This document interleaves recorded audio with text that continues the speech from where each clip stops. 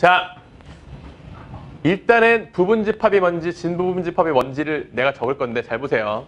내가 이거 설명하기 위해서 먼저 확률 통계에서 나오는 경우의 수의 개념을 먼저 설명을 하겠습니다. 아까 내가 간단히 물어봤죠. 주사위를 두 개를 서로 다른 두 개의 주사위를 던졌는데 A 주사위가 있고 뭐 A 주사위가 있고 B 주사위가 있죠. 아? 네. 그럼 던져서 나올 수 있는 경우의 수가 몇 종류라고요? 36개죠. 그렇지. 그 이유가 뭐예요? 첫 번째 주사위가 1이 나오는 경우가 있지. 그러면 첫 번째 주사위가 1이 나왔을 때 B라는 주사위는 1, 2, 3, 4, 5, 6이 다 가능하겠죠. 그러면 첫 번째 주사위가 2가 나오는 경우도 역시 이 6개가 다 가능하겠죠. 그럼 결국 첫 번째 주사위가 6가지의 케이스가 가능한데, 6개 맞냐? 요런 케이스가 가능한데 그 6개마다 다 6가지씩의 경우의 수가 또 따로 발생을 하죠. 맞아요. 결국 경우의 수란 핵심이 어디서 나온 거냐면 가지치기에서 출발합니다. 가지치기. 이런 걸 수형도라고 사실 부르는데 뭐 그 이름이 중요한 건 아니고. 자, 처음에 A가 6갈래로 길이 갈라졌죠?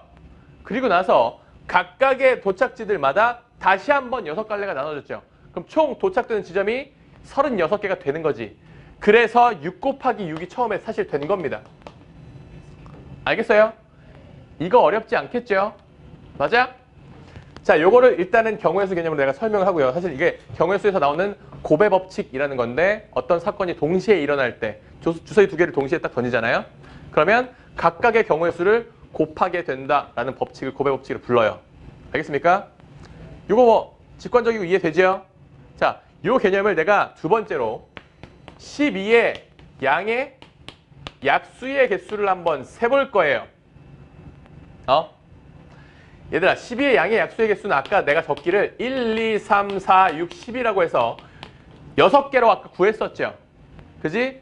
근데 얘 역시 그럼 12의 양의 약수가 아니라 뭐 1442 이런 숫자의 양의 약수의 개수를 세면 우리 다 적을 거야? 이걸 다 적을 거니? 뭐 이렇게 복잡한 숫자가 아니라 100만의 양의 약수를 세고 싶을 때 내가 그냥 이거를 다 적어볼 거예요. 몇 개인 줄 알고 적어요. 그렇지? 그런 걸 구하는 방법을 내가 방금처럼 가지치기의 방법으로 설명을 할게요. 자, 사실은 10이라는 숫자는 소인수분해 알죠? 얘는 2의 제곱 곱하기 3이라고 적을 수가 있는 거죠. 됩니까? 네. 그러면 요놈의 양의 약수들은 말이야. 2가 2개가 있고 지금 3이 1개가 있는데 얘들을 적당히 나눠 먹는 애들이겠죠. 얘는 2만 하나 가진 놈이고 얘는 3만 하나 가진 놈이고 얘는 2를 2개 가진 놈이고 얘는 2랑 3을 하나씩 가진 놈이고 얘는 2, 2개, 3 하나를 가진 놈이죠. 그렇죠? 얘는 아무것도 안 가진 놈이 1이고요. 그렇죠? 이거를 내가 도식화해서 가지치기로 그림을 그리면 어떻게 되냐면 이렇게 그릴 수 있어요. 12의 양의 약수는 2라는 놈을 아예 안 가지는 경우, 그러니까 이렇게 쓰지 말자. 이거 아직 안 배웠으니까. 2를 안 가지는 경우, 그리고 2를 1개 가지는 경우, 2개 가지는 경우로 나뉠 수가 있죠. 맞아요. 맞잖아. 네. 그럼 이게 세 갈래 길로 이미 나뉘었죠. 그러면 2를 안 가지고 3은 안 가지는 경우와 가지는 경우, 얘도 안 가지는 경우와 가지는 경우, 이 개수야 0하고 1이 이런 경우로 나뉘겠죠. 맞아요. 그럼 지금 이게 총 몇 갈래 길이 된 거예요? 6갈래 길이 된 거죠.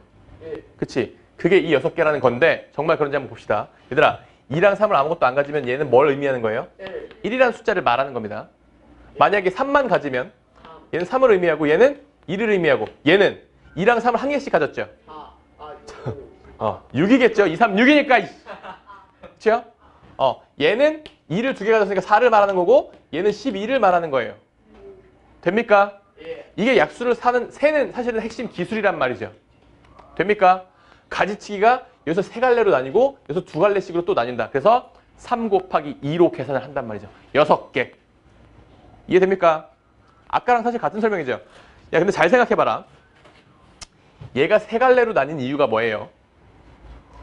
0, 1, 2의 3개의 가능성이 있었기 때문이죠. 맞습니까? 그래서 얘가 만약에 2의 제곱이면 0, 1, 2, 3갈래로 갈리죠. 얘가 3의 지금 1승이니까 0, 1 두 갈래로 갈린 거죠. 얘가 만약에 2의 5승이었으면 몇 갈래로 여기서 갈리겠니? 6갈래로 갈리겠죠. 맞아요. 그러면 내가 이 양의 약수를 계산하는 방법은 배운 사람도 있을 건데 요 놈에다가 1을 더하고요. 요 놈에다가도 1을 더해서 그 두 놈을 곱하면 그게 양의 약수의 개수가 나온다라고 배운 사람도 있을 거예요. 그렇죠? 근데 그 이유가 이 가지치기에서 출발한다라는 게 사실 핵심이라고요. 이해됩니까? 그럼 우리가 만약에 3의 제곱에 곱하기 7의 4승에 곱하기 11의 92승 자, 이런 숫자가 있다 칩시다. 얘의 양의 약수를 세보래. 세고 싶으면 뭐라고 적으면 돼요? 여기다 1을 더한 3, 여기다 1을 더한 5, 여기다 1을 더한 93. 이 세 개의 숫자를 곱해버리면 이게 정답이다라는 거예요. 이해됩니까? 그 이유는 바로 여기에서 알 수가 있는 거고. 가지치기에서. 이해돼요? 이게 사실 지금 우리가 3단원에서 배울 경우의 수를 내가 같이 접목시켜서 설명을 하고 있는 겁니다. 이해되죠? 자, 그러면 선생님 부분집합을 안 대놓고 왜 난데없이 지금 이딴 설명하고 있습니까? 왜 설명을 했냐면 잘 보세요.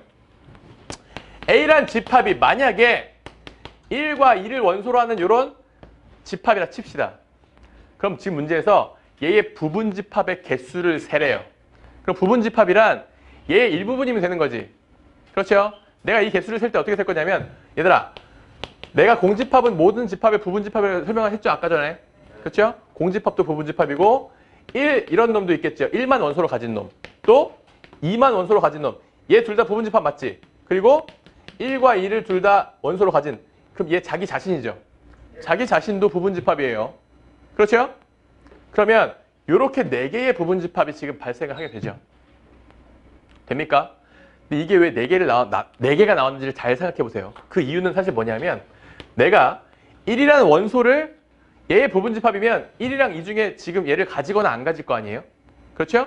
그럼 1이라는 원소를 가지거나 가지지 않는 경우로 일단은 두 갈래가 나눠진 겁니다. 갈래끼리. 그리고 1을 만약에 가지는 경우에는 2를 가지는 경우와 안 가지는 경우 이 경우에 또 가지는 경우와 안 가지는 경우로 나눠진 거라고. 됩니까? 그럼 각각의 원소마다 지금 경우의 수가 지금 여기서 2개가 생겼죠. 가지거나 안 가지거나. 여기서도 가지거나 안 가지거나의 2가지 경우가 생겼죠. 그래서 2 곱하기 2가 된 거라 이거예요. 이해됩니까? 2 곱하기 2만큼의 지금 4갈래가 지금 생겼잖아. 그치? 그럼 이제 이거 둘 다 가지면 이게 얘일 것이고 이거 둘 다 얘는 가지고 얘를 안 가지면 얘일 것이고 안 가지고 가지면 얘일 것이고 둘 다 안 가지면 얘일 거잖아. 딱 대응이 되죠? 네. 이게 부분집합의 개수를 세는 방식이다라는 거예요. 됩니까? 그럼 잘 보세요. 내가 이 문제를 풀 때 만약에 원소의 개수가 저 문제처럼 1, 2, 3, 4, 5 5개라고 칩시다. 그러면 내가 얘를 어떻게 세냐면 1을 가지거나 안 가지거나 얘도 가지거나 안 가지거나 가지거나 안 가지거나 가지거나 이렇게 되겠죠. 결국 2를 5번 곱한 32개의 부분집합이 여기에서 나오게 된다라는 거죠. 이해됩니까? 이해돼요? 2를 5번 곱하게 되지요? 돼 안 돼? 내가 이거 그려야 돼? 이거 다 그려줘? 자, 이렇게 해가지고 막 다 그려야 돼요? 이렇게 해서 이렇게 그 다음에 다시 그만해. 그렇죠? 이렇게 가지를 치다 보면 32개의 가지치기가 발생한다라는 거예요. 그래서 너희들 책에는 뭐라고 나와 있냐면 만약에 원소의 개수가 5개면 걔의 부분집합의 개수는 2를 5번 곱해 라고 책에 나온다고요. 이해됩니까? 이해돼요? 이렇게 지금 차분하게 설명할 기회가 그렇게 앞으로 많지가 않습니다. 첫 수업이라서 이렇게 하는 거예요. 자, 2를 5번 곱해 라는 건 결국 가지치기에서 등장했다라는 건데 그러면 이 A의 부분집합의 개수는 내가 32개라고 부를 수가 있는 겁니다. 이해돼요? 같은 이유에서. 근데 야, 진부분집합은 이거는 사실은 그렇게 중요한 건 아닌데 얘들아 이거 32개를 내가 적다 보면은 맨 마지막이 뭘까요? 1, 2, 3, 4, 5를 다 가지는 놈이 있겠죠? 얘도 부분집합이라고 내가 했지? 근데 국어학자들이 이렇게 얘기를 한 거예요. 야, 국어적으로 말이야. 부분이라는 거는 자기 자신은 포함하지 않는 거라고 딴지를 걸어왔어요. 국어학자가.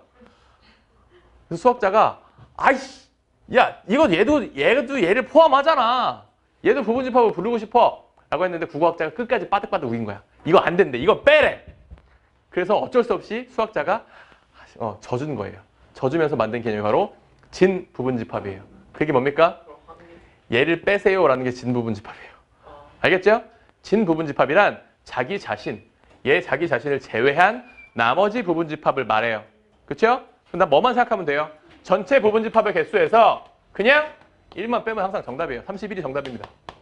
뭐 어려울 것도 없죠? 솔직히 나는 얘는 별로 가르치고 싶지가 않아요. 뭐 무슨 의미가 있어? 가끔씩 그냥 함정만 파요. 문제에서 진부분집합을 구하시려면 이거 1 안 빼가지고 나중에 틀린 애들이 생기거든? 이런 함정을 노리고 이런 문제를 출제를 하는 거예요. 구차하지 않냐? 이거 뭐 대수라고. 이해는 하고 있으세요? 우리는 안 틀려야 되니까. 알겠죠? 자, 잘 보세요.